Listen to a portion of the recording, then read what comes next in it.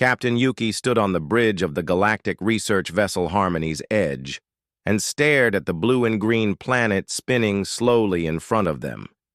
She had never seen anything so beautiful in all her years of space travel. White clouds drifted across vast oceans, and brown and green land masses covered almost 1/3 of the surface. "Captain, the scans are complete," said Navigator Hana, her voice shaking with excitement. She was a small creature, even smaller than most of their kind, with bright blue crystalline skin that sparkled when she was happy. "This planet is perfect for our research station." Yuki nodded and walked closer to the viewing screen. Her own crystalline skin was deep purple, marking her as one of the older and wiser members of their species. At 4 feet tall, she was considered quite large among the Zentari people, and her crew respected her greatly. "Show me the details, Hana," Yuki said, settling into her command chair. Hana pressed several buttons on her control panel, and the screen filled with numbers and charts. "The planet has perfect air for us to breathe. The gravity is only slightly stronger than our home world. The temperature ranges are comfortable. And, Captain, the most wonderful news of all. The dominant species appears to be completely peaceful." Communications. Officer Tay looked up from his station with wide, excited eyes. His green crystalline skin was still pale from youth, showing he had only recently joined the space service. "Captain, I have been studying their radio signals for many months now. These humans seem to spend most of their time growing food and taking care of animals." "Tell me more about these humans," Yuki said, leaning forward with interest. Tay called up several recordings on his screen. "They broadcast something they call nature documentaries. These shows prove they live in harmony with all the creatures on their planet. They seem to spend much time watching and learning about their wildlife, but never harming it." The screen showed images that the aliens had captured from human television broadcasts. There were pictures of vast fields of grain, humans feeding, small birds from their hands, and families sitting peacefully beside lakes and rivers. "Look at this," Hana said, pointing to another set of images. "Their settlements are small and scattered. They use very simple technology. Most of their buildings are made from wood and stone. They appear to live very simple, quiet lives." Yuki studied the images carefully. The humans in the pictures were tall compared to her people, but they moved slowly and gently. In every image, they seemed to be smiling or laughing. Many of the pictures showed them playing with small, furry creatures that appeared to be their companions. "What about their weapons?" Yuki asked, because this was always the first concern when meeting a new species. "We have found no evidence of any advanced weapons," Tay reported, checking his notes. "Their radio broadcasts mention something called hunting, but this appears to be gathering food from their lakes and rivers. They use simple tools made of wood and metal string." "Their military?" Yuki continued. Hana shook her head. "We can find no evidence of any military forces, Captain. Their radio signals are filled with music and stories and educational programs about caring for their planet. They seem to spend most of their time in activities they call sports, which appear to be group games played for fun." Yuki felt her hearts warming with hope. Her people, the Zentari, had been searching for decades to find another peaceful species to share knowledge with. Most of the galaxy seemed filled with aggressive creatures who fought over resources and territory, but these humans sounded different. "What about the planet's dangers?" she asked. "Surely there must be some predators or hazardous weather." Tay consulted his readings again. "The weather is very mild, Captain. They have something called seasons, where the temperature changes gradually throughout their year, but nothing extreme. As for predators, our scans show the largest carnivorous creatures are roughly the size of our domestic pets back home. The humans seem to have no trouble with their wildlife at all," Hana added. "In fact, many of their broadcasts show them living very close to all types of creatures. They seem to enjoy watching and learning about every animal on their planet." Yuki stood and walked to the large viewing window. The planet Earth turned slowly below them, looking so peaceful and inviting. Her people had been traveling through space for generations, always looking for the perfect place to build a research station where they could study and learn about the galaxy in safety. "Show me a good location for our first contact," she commanded. Hana worked at her controls, and the screen zoomed in on a specific area of one of the northern continents. "Here, Captain. Our scanners show a small human settlement beside a large freshwater lake. The area is surrounded by forests, which would give us good cover for our observations." The image on the screen showed a beautiful valley with crystal-clear water surrounded by tall green trees. A few small buildings were visible near the water's edge, and thin streams of smoke rose peacefully from what appeared to be cooking fires. "How many humans live there?" Yuki asked. "Our thermal scans detect approximately 12 adult humans and several smaller ones. Probably their offspring," Hana replied. "They appear to be engaged in recreational activities, perfect for our initial observations." Tay looked up from his communication station with bright eyes. "Captain, this could be the peaceful first contact our people have dreamed of for generations. These humans seem like exactly the kind of gentle species we could learn from and eventually call friends." Yuki felt excitement building in her chest. After so many years of encountering aggressive species who shot first and asked questions later, the idea of meeting truly peaceful creatures filled her with joy. "Prepare the survey shuttle," she ordered. "We will take a small team down to observe these humans from a safe distance. If they are truly as gentle as they appear, we will make official contact within a few days." "Should we prepare any defensive equipment?" Hana asked, following standard protocols. Yuki looked again at the peaceful images on her screen. Humans walking calmly beside their lake, small creatures playing safely around their children, smoke rising gently from cooking fires in the evening air. "No," she said firmly. "These people have never shown any signs of aggression. We will go down with only our observation equipment and our translation devices. This will be a peaceful, scientific mission to meet our new friends." As the Harmony's Edge moved into orbit around Earth, none of the alien crew members realized they were about to learn something that would change their understanding of intelligent life forever. The small alien shuttle broke through Earth's atmosphere just as the sun was beginning to set.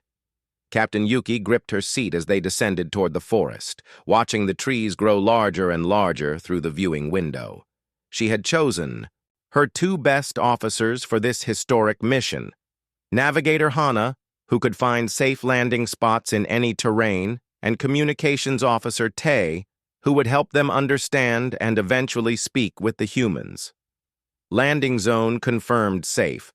"Captain," Hana announced as her instrument scanned the forest floor below them, "I am detecting a clearing approximately 2 kilometers from the human settlement. No large obstacles. Ground appears solid and level." Yuki nodded, feeling her excitement growing. "Any signs of dangerous wildlife in the area?" Tay checked his biological scanners and shook his head. "All clear, Captain. I am reading several small creatures. Nothing larger than our domestic animals back home. The forest appears very peaceful." The shuttle touched down gently in a small meadow surrounded by tall trees. Through the windows, the three aliens could see late afternoon sunlight filtering through green leaves. Birds chirped softly in the branches above them, and somewhere in the distance they could hear the gentle sound of water flowing over rocks. "It is even more beautiful than our scans showed," Yuki whispered, staring out at the peaceful forest. Tiny flowers dotted the grass around their shuttle, and butterflies danced from bloom to bloom in the warm air. Hana opened her equipment cases and began setting up their observation devices. As the team's expert in planetary surveys, she carried the most advanced scanning and recording equipment their civilization had ever created. "Captain, I am deploying our long-range sensors now. We should have full visual and audio monitoring of the human camp within minutes." "Remember," Yuki said as they prepared to leave the shuttle, "we are here only to observe and learn. These humans have never encountered alien life before. We must be extremely careful not to frighten them. The three aliens stepped out of their shuttle and into the Earth forest for the first time. Each of them stood barely 4 feet tall, their crystalline exoskeletons glinting in the filtered sunlight. Yuki's purple skin marked her as the leader, while Hana's bright blue coloring showed her excitement at being on a new world. Young Tae's green skin was pale with nervousness, but his eyes shined with curiosity. They moved carefully through the trees, their small size allowing them to hide easily behind logs and bushes. Every few minutes, Hana would stop to set up another sensor device, creating a network of observation points that would let them monitor the humans from a safe distance. "The air here is wonderful," Tae said softly, breathing deeply. "So much oxygen, and it smells like growing things." "Our home world was never this green," Hana agreed, touching the bark of a massive tree with wonder. "These humans are truly blessed to live in such a paradise." After an hour of careful movement through the forest, they reached a small hill that overlooked the human settlement. Hana set up their main observation post behind a fallen log, while Tai activated their translation, computers and communications array. "There they are," Yuki whispered, looking through their powerful viewing scope. The human camp was exactly what their scans had predicted. 3 small structures that appeared to be temporary shelters sat near the edge of a crystal-clear lake. Smoke rose from a circular stone pit where orange flames danced cheerfully. The whole scene looked peaceful and welcoming. "I count 3 adult humans," Hana reported, adjusting her instruments. 2 appear to be fully mature, 1 slightly smaller who might be their offspring. Through their viewing equipment, the aliens watched a tall human male with dark hair kneeling beside the fire pit. He was carefully arranging pieces of wood to keep the flames burning steadily. His movements were calm and patient, showing no signs of aggression or worry. "That must be their leader," Tae suggested. "Look how carefully he tends their fire. He must be very wise to handle such a dangerous element so calmly." A human female emerged from one of the shelters, carrying what appeared to be food. She had long black hair and moved with graceful, confident steps. She said something to the male, and both humans began laughing, their voices carrying across the water like music. "They seem so happy," Yuki observed. "Even performing necessary survival tasks, they find reasons to laugh and smile." A third human appeared, clearly younger than the other 2. This one had shorter hair and moved with the quick energy of youth. The 3 humans worked together around their fire, preparing food and talking constantly. Even from a distance, the aliens could see how much they cared for each other. "Captain," Hana said, checking her instruments, "I am reading their vital signs. Their heart rates and breathing are completely calm. They show no signs of stress or fear, even though they are sleeping in the open wilderness." "Remarkable," Tae added. "On our world, we would need full shelters and security systems to spend a night away from our cities. These humans appear completely comfortable, surrounded by unknown forest." As darkness began to fall, the aliens watched the human family gather around their fire. The flames cast dancing shadows on their faces as they ate their evening meal and continued their cheerful conversation. "What are they saying?" Yuki asked. Tae worked with his translation device, frowning as he tried to decode the human language. "Their speech patterns are very complex, Captain, but I am beginning to understand some words. They seem to be talking about the creatures that live in this forest."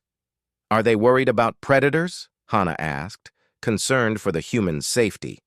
"No," Tae replied, sounding puzzled. "Actually, they seem excited about the possibility of seeing the local wildlife.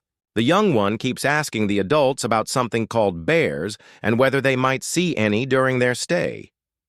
"Bears must be some type of harmless forest creature," Yuki concluded. "Perhaps like the gentle herbivores we have on our world." As the night grew darker, the humans began preparing for sleep. They moved around their camp with easy confidence, showing no fear of the darkness around them. The adults checked that their fire was safely contained, while the young one gathered their eating implements. They are completely trusting, Hana marveled. They act as if nothing in this entire forest could possibly harm them. Because nothing can, Yuki replied confidently. Our scans confirmed this is a very safe world. The worst predator here is smaller than the pets our children keep. The three aliens settled in for their first night of observation, certain they were watching the most peaceful species in the galaxy, preparing for a perfectly safe night's sleep in their gentle wilderness paradise. None of them noticed the large, dark shapes moving silently through the forest around them. Captain Yuki woke suddenly to the sound of screaming alarms from their observation equipment. The soft forest sounds of the evening had been replaced by urgent beeping that made her hearts race with fear. Beside her, Hana and Tai were all ready, scrambling to check their instruments, their crystalline skin glowing with panic in the darkness. "What is happening?" Yuki demanded, trying to keep her voice steady. "Motion sensors are going crazy," Hana whispered, her blue skin now pale with terror. Something massive is moving through the forest toward the human camp. Tay activated their night vision equipment with shaking hands. The viewing screen flickered to life, showing the peaceful human campsite in green and white images. The fire had burned down to glowing coals, and the three humans appeared to be sleeping quietly in their thin fabric shelters. "There!" Hana pointed at the screen with a trembling finger. "Something is coming through the trees." At first, Yuki could see nothing unusual. Then a shadow moved at the edge of their viewing range, and her blood turned to ice. Something enormous was pushing through the bushes near the human camp, something so large it made the trees sway as it passed. "Get me size readings immediately," Yuki ordered, though her own voice was shaking now. Hana worked frantically with her scanning equipment. "Captain, the readings cannot be correct. This creature measures over 8 feet tall when standing upright. Weighed approximately 400 kilograms. "That is impossible," Tay whispered. "Our planetary scans showed no life forms larger than small domestic animals. But the evidence was moving across their screen. The massive shape emerged from the forest and stepped into the clearing where the humans slept. In the green glow of their night vision, they could see it clearly now. The creature was covered in thick, dark fur and moved on 4 powerful legs. Its head was enormous, with a long snout filled with teeth that gleamed in the starlight. "Those claws," Hana gasped, pointing at the screen, "each one is longer than our entire bodies." The beast moved with surprising stealth for something so massive. Its huge paws made almost no sound as it approached the human shelters. Yuki watched in frozen horror as the monster began sniffing around the area where the humans had prepared their food. "We have to do something," Tay said desperately. "We cannot just watch those poor creatures get slaughtered." "What can we do?" Hana replied, her voice high with panic. "Our shuttle has no weapons. That thing could crush our entire ship with one paw." Yuki stared at the screen, her mind racing. Everything they had learned about this planet was wrong. Terribly, horribly wrong. This was not a peaceful world filled with gentle creatures. This was a nightmare planet where monsters roamed freely in the darkness, hunting sleeping victims. "How did our scanners miss something this large?" she demanded. "I do not know, Captain," Hana replied, checking her equipment again. "Maybe it lives deep in caves, or maybe our instruments are not designed to detect creatures this enormous." The monster continued its investigation of the human campsite. Its massive head swung back and forth as it followed scent trails around the fire pit and near the food storage area. Every movement showed the incredible power contained in its huge body. "Look at those muscles," Tay whispered in awe and terror.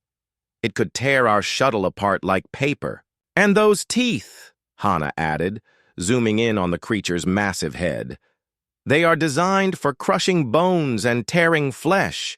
This thing is a perfect killing machine." The beast moved closer to the human shelters, drawn by some scent. The aliens could not detect. One of the thin fabric walls was less than 10 feet from the monster's claws. Inside, 3 completely defenseless humans slept peacefully, unaware that death was breathing down on them. "They have no protection at all," Yuki said, unable to believe what she was seeing. "Those shelters are made of nothing but cloth. They would not stop a strong wind, much less a creature like this." "How can they sleep so peacefully?" Tay wondered. "Do they not know what kind of monsters live in their forests?" "Maybe they do not know," Hana suggested. "Maybe their people have never encountered a predator this large before." The creature stopped directly beside the largest shelter. Through their viewing equipment, the aliens could see it lower its massive head toward the fabric wall. Its breathing was deep and powerful, each breath causing the thin material to move slightly. "This is it," Yuki whispered. "We are about to witness a massacre." The monster raised one enormous paw, and the aliens could see claws as long as their arms extending from its toes. One swipe from those weapons would shred the flimsy shelter and everything inside it. "I cannot watch," Hana said, covering her eyes with her hands. But Yuki forced herself to keep looking. As the leader of this mission, she had to witness everything, no matter how horrible. She had to be able to report back to their people about the true dangers of this planet. The creature's paw hovered in the air for what seemed like hours. Then, just as it began to move toward the shelter wall, there was movement from inside the human camp. "Wait," Tay said suddenly. "Something is happening." One of the human shelters was opening from the inside. A tall figure emerged into the night, moving slowly and quietly. It was the adult male they had observed earlier, the one they had thought was the leader of this small, peaceful group. "No," Yuki breathed. "He is going to get himself killed." The human stood up fully, just a few yards from the massive predator. He was completely exposed, wearing only light sleeping clothes, with no weapons or armor of any kind. The monster was easily 3 times his weight and armed with natural weapons that could kill him in seconds. "Run!" Hana whispered at the screen. "Please just run!" But the human did not run. Instead, he did something that made no sense to the terrified alien observers. He began walking slowly toward the monster, making soft clicking sounds with his tongue. The 3 aliens watched in complete disbelief as the human approached certain death with calm, confident steps. The human male continued walking toward the massive creature as if he was approaching an old friend. Captain Yuki gripped her viewing equipment so tightly her hands were shaking, certain she was about to watch the most horrible death she had ever seen. "This makes no sense," Tay whispered, his green skin now completely white with shock. "Why is he not running? Does he not understand what that thing will do to him?" But something impossible was happening on their screen. The enormous monster, which moments before had been preparing to attack the human shelter, suddenly stopped moving. Its massive head turned toward the approaching human, and instead of charging forward with claws extended, it simply sat down like an oversized pet. "Did that creature just sit down?" Hana asked, not believing her own eyes. The human stopped about 10 feet from the beast and continued making those soft, clicking sounds with his tongue. His body language showed no fear at all.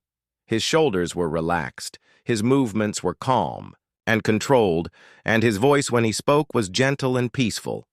"Hey there, big guy," the human said in his strange language. Through their translation equipment, the aliens could understand his words, but the meaning made no sense at all. Tay worked frantically with his communication devices. "Captain, he is speaking to the monster as if it can understand him." "That is impossible," Yuki replied, but her voice was uncertain now. Everything happening on the screen was impossible. The human reached into a small pack he carried and pulled out a metal container. The monster watched his movements with what could only be described as curiosity rather than hunger. Its massive head tilted to one side like it was trying to understand what the human was doing. I know you smell the salmon we had for dinner, the human continued in that same calm voice. But this is not your campsite. Salmon?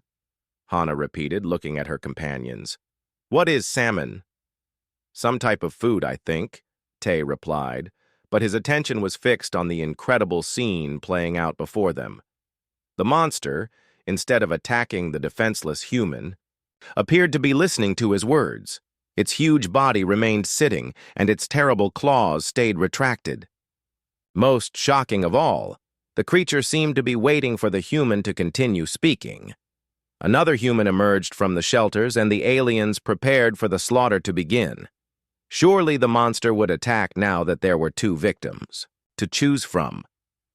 But this second human, the female they had observed earlier, showed the same impossible lack of fear as her companion. Black Bear?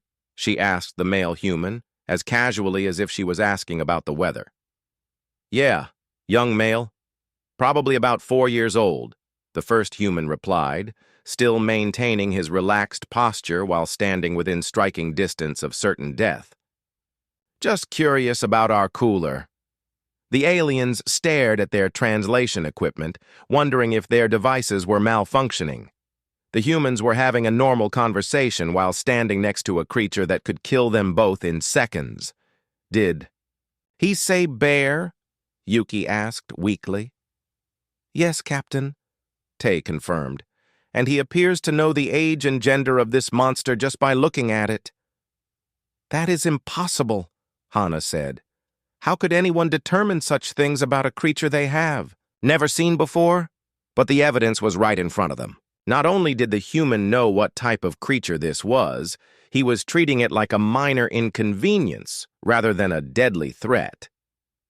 He continued speaking to the beast in calm, measured tones, while his companion stood nearby without showing any signs of concern. This changes everything we thought we knew about humans, Yuki said, her mind struggling to process what she was seeing. The male human began moving slowly around the monster, keeping his voice gentle and his movements predictable. The beast followed his progress with its massive head, but made no aggressive moves. If anything, it seemed to be enjoying the attention. Good boy, the human said, using the same tone someone might use when speaking to a beloved pet. There is nothing for you here. Time to go back to the forest where you belong. He is giving it orders, Tay said in amazement, and it appears to be listening. Indeed, the enormous creature was responding to the human's words and gestures. When the man pointed toward the tree line, the monster looked in that direction. When he made shooing motions with his hands, the beast actually began to move away from the campsite. No weapons, Hana observed, checking and rechecking her scanners. He has no weapons of any kind.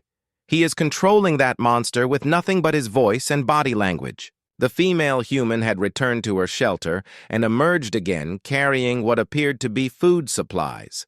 She began securing them in a metal container while completely ignoring the massive predator just a few yards away. Nari is still sleeping, she said to her companion. Should we wake her to see our visitor? Let her sleep, the male replied. She will be disappointed she missed him, but there will be other chances to see bears this week. The aliens looked at each other in complete shock.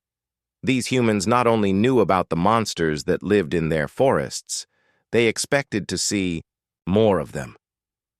They were planning to encounter additional creatures like this one, and they seemed to think it would be enjoyable. Other chances, Yuki repeated weakly. They want to see more of these things? The male human continued guiding the monster away from their camp, using nothing but calm words and confident gestures. The creature, which should have been tearing him apart and devouring his remains, was actually obeying his directions. That's right, keep moving, the human said encouragingly. Plenty of natural food in the forest for you. No need to bother the campers. Campers? Tay said, working with his translation systems. I think that means people who sleep outside for recreation. Recreation, Hana repeated slowly. They do this for fun. As they watched, the enormous beast lumbered peacefully back into the forest, following the humans' polite but firm guidance. Within minutes, it had disappeared completely into the trees, leaving no trace that it had ever been there except for some large footprints in the soft earth. The two humans watched it go, then turned back to their campsite as if nothing unusual had happened at all.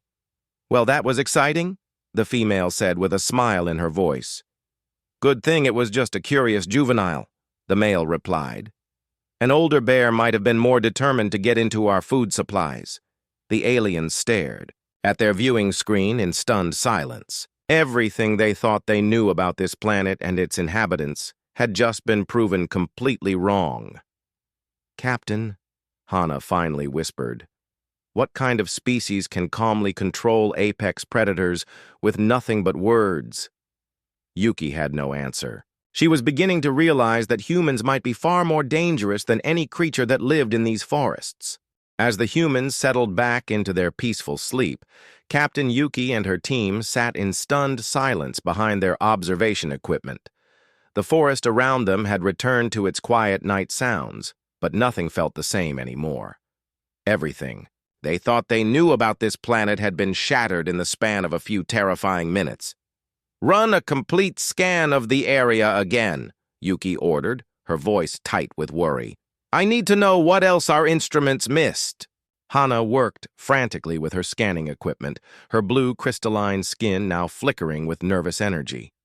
The readings that came back made her gasp with shock. "Captain, there are more of them. Many more." "More of what?" Tay demanded, though his voice suggested he already knew the answer. "More of those creatures the humans call bears. I am detecting at least 12 within a 5-kilometer radius of our position. And Captain, some of them are much larger than the one we just saw." Yuki felt her heart sinking. "How much larger?" "The biggest one I am reading weighs over 600 kilograms. It is moving through the forest less than 1 kilometer from the human camp." 600 kilograms, Tay repeated weakly. "That thing could destroy our shuttle just by stepping on it." But that was not the worst news Hana had discovered. As she expanded their scanning range, more and more impossible readings appeared on her instruments. "Captain, this entire forest is filled with massive predators. I am detecting creatures with claws, creatures with fangs, creatures that move through the trees above our heads. And the humans just sleep peacefully in the middle of it all," Yuki said, staring at the quiet campsite on their viewing screen. "There is more, Captain," Tay said, his voice shaking as he reviewed the human radio broadcasts they had been monitoring.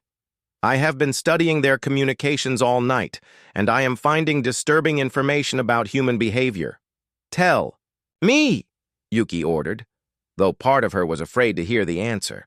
"They do not just encounter these monsters by accident. Humans actively seek them out.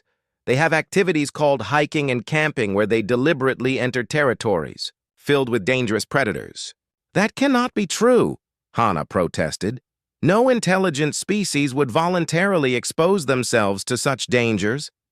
"It is true," Tay insisted, calling up recorded human broadcasts on his screen. "Look at this. They have something called national parks, which are areas specifically set aside for preserving the largest and most dangerous creatures on their planet." The aliens watched in horror as Tai showed them images from human nature documentaries. There were pictures of humans walking calmly through forests filled with bears, humans observing massive creatures with antlers and hooves, humans sitting peacefully beside rivers where enormous fish with sharp teeth swam in the water. "This one is called a moose," Tay explained, pointing to an image of a creature that dwarfed even the bear they had just seen. "Adult males can weigh over 700 kilograms and have been known to attack without warning." "And humans go looking for these things?" Yuki asked in disbelief. "Not just looking for them," Tay continued. "Human children are taught to identify and interact with these monsters as a basic life skill. They call it outdoor education." Hana was studying her global scanning data with growing alarm. "Captain, I am detecting human settlements in every type of environment on this planet. They live in frozen wastelands where the temperature can kill. Our people in minutes. They live in burning deserts where no water exists for hundreds of kilometers.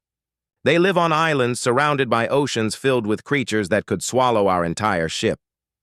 Show me the worst environments, Yuki ordered. Hana brought up images from around the human planet. There were pictures of humans living comfortably, in places that looked like alien nightmares. Frozen lands where white bears larger than shuttlecraft hunted across endless ice. Jungles filled with creatures that could poison victims with a single bite. Mountains so high that the air itself was too thin to breathe. Look at this, Tay said, pointing to another disturbing discovery. Humans do not just survive in these environments. They go to them for something they call vacation. Vacation? Yuki repeated. Recreation. Entertainment. They visit the most dangerous places on their planet because they think it is fun. The three aliens sat in shocked silence as the true scope of human capabilities became clear. These were not peaceful farmers living in harmony with gentle creatures. These were apex predators who had conquered an entire planet filled with monsters that would destroy most galactic civilizations. Captain, Hana said quietly, our analysis suggests that humans are not just surviving on this death world. They are thriving. They have spread to every continent, every climate, every ecosystem. Nothing on this planet can stop them. But how? Yuki demanded. They have no claws, no fangs, no natural armor. How can such fragile-looking creatures dominate apex predators? I think I understand now, Tay said slowly. It is not their bodies that make them dangerous. It is their minds. Did you see how calmly that human controlled the bear? He knew exactly what it was, exactly how old it was, exactly how to make it obey his commands. He was not afraid, Hana added. Even standing next to a creature that could kill him instantly, he showed no fear at all. That kind of mental control is terrifying. Yuki looked again at the peaceful human campsite on their screen. The three humans were sleeping quietly, completely confident that nothing in the forest would harm them. And now she understood why. It was not because the forest was safe. It was because the humans were more dangerous than anything else that lived there. We have to report this to the High Council, she said finally. But what do we tell them? That we found a species of super predators disguised as peaceful farmers? Maybe we should leave immediately, Hana suggested nervously. If humans can control creatures like that bear, what might they do to us? No, Yuki said firmly. We came here to make first contact, and that is what we will do. But we need to approach this very differently than we planned. What do you mean, Captain? Tay asked. We assumed we would be meeting a primitive, peaceful species who would be amazed by our advanced technology, Yuki explained. Now we know we are dealing with apex predators who have turned one of the most dangerous planets in the galaxy into their personal garden. So what do we do? Hana asked. Yuki looked at her companions, then back at the screen showing the sleeping humans. We approach them with the respect they deserve. And we hope that creatures who can tame monsters will choose to be gentle with three small aliens who made the mistake of thinking they were harmless. Outside their observation post, something large moved through the forest in the darkness, but none of the aliens noticed. They were too busy trying to understand how completely they had misjudged the most dangerous species they had ever encountered. The next morning brought sunlight streaming through the forest canopy and the gentle sounds of the humans beginning their daily activities. Captain Yuki had not slept at all during the night, too busy trying to process everything they had learned about these incredible creatures. Captain, look at this, Tay called softly from his monitoring station. The young human is awake, and she is examining the ground near their camp. On their viewing screen, they could see the smallest human walking around the campsite with obvious excitement. She was pointing at something in the soft earth and calling to her companions. Bear tracks, the young human announced happily. Fresh ones, too. We just missed seeing it.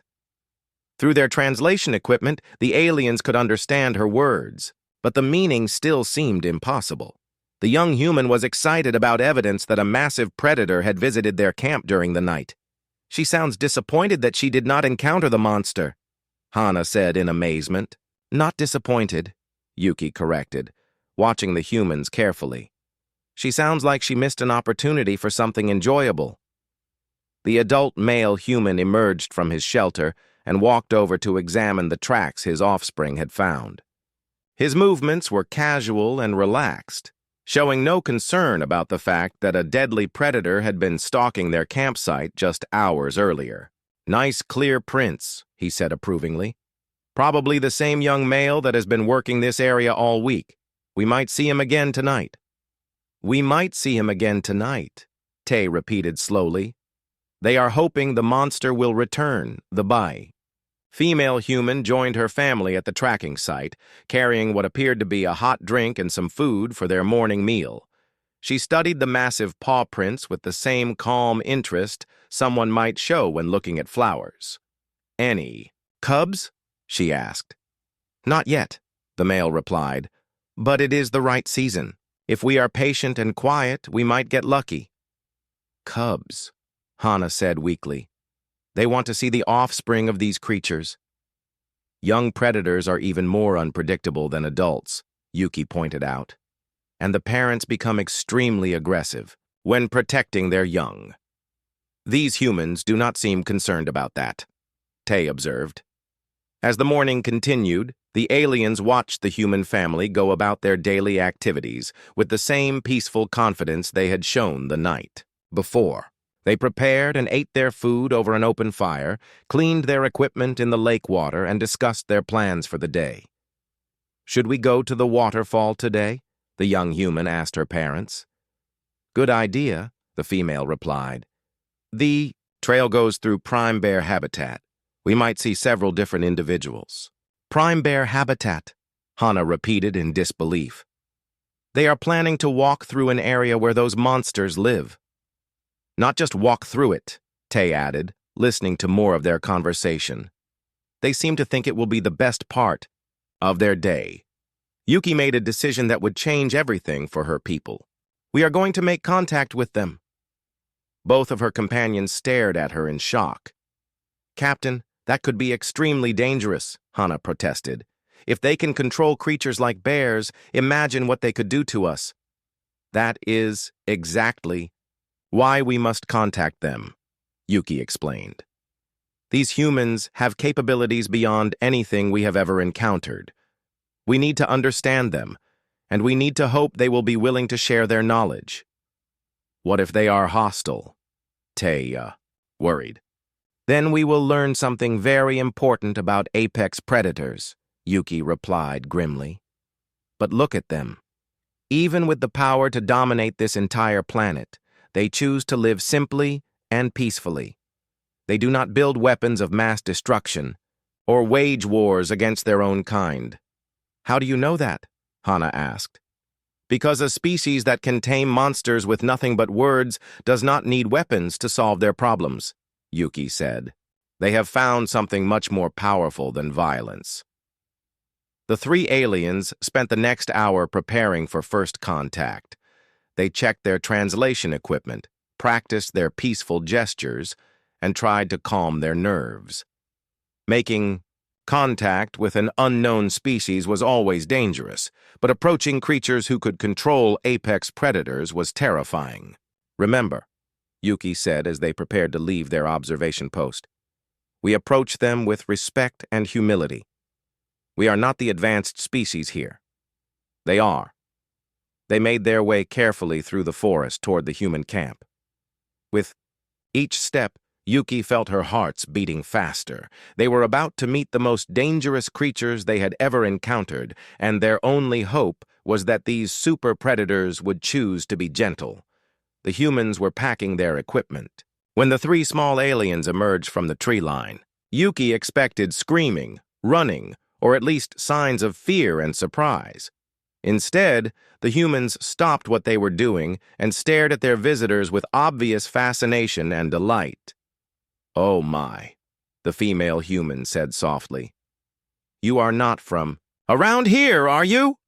The male human stepped forward slowly, using the same calm, non-threatening movements he had used with the bear the night before. Hello there, he said gently. My name is Do-Yun. This is my wife Miran and our daughter Nari. Welcome to Earth. Yuki found her voice with difficulty. We are peaceful explorers from another world. We have been observing your people to learn about your civilization. How wonderful, Miran replied with genuine warmth. We have always hoped we would meet visitors from the stars someday. Young Nari bounced with excitement. Are there others like you? Do you live on different planets? How did you get here? The aliens looked at each other in amazement. These apex predators were treating them like welcome guests rather than potential threats. You are not afraid of us? Tae asked hesitantly. Do-Hyun laughed, the same warm sound they had heard him make the night before. Why would we be afraid? You are obviously intelligent and peaceful. Besides, after living with bears and mountain lions and all the other creatures in these forests, 3 small visitors from space seem quite friendly by comparison. You saw the bear last night, Yuki said. It was not a question. Beautiful animal, Do-Yun replied casually. Young male, probably about 4 years old, just curious about our food supplies. We see them regularly in this area. And you were not. Afraid, Hana said, still unable to believe it. Afraid of what? Miran asked, genuinely puzzled. It was just a bear. They are mostly harmless if you know how to behave around them. Just a bear, Nari repeated, grinning at the strange visitors. Would you like us to show you how to share space with them safely? It is really not that difficult once you understand their behavior. Captain Yuki looked at her companions, then back at these incredible humans who had just offered to teach 3 alien visitors how to coexist with creatures that could destroy their entire civilization. We would be honored to learn from you, she said finally. Excellent, Do-Hyun replied, his eyes twinkling with amusement. But first, would you like some coffee? You look like you have had a very long night. As the 3 aliens accepted their first invitation to breakfast with humanity, Yuki realized they had not discovered a planet of monsters ruled by apex predators. They had found something far more remarkable, a world where the apex predators had learned to be gentle, and somehow, impossibly, that made them the most powerful and wonderful species in the galaxy. Later, when she transmitted her official first contact report back to the High Council, Captain Yuki would write, Humanity possesses the most dangerous capability we have ever encountered. They have weaponized compassion and turned a death world into a garden. Recommend immediate alliance and suggest we have much to learn from these remarkable people. But for now, she simply sat beside a peaceful lake, drinking something called coffee and listening to a human child excitedly explain the proper way to behave around creatures that could eat starships for breakfast, while her parents treated 3 small aliens like beloved family members who had finally come home.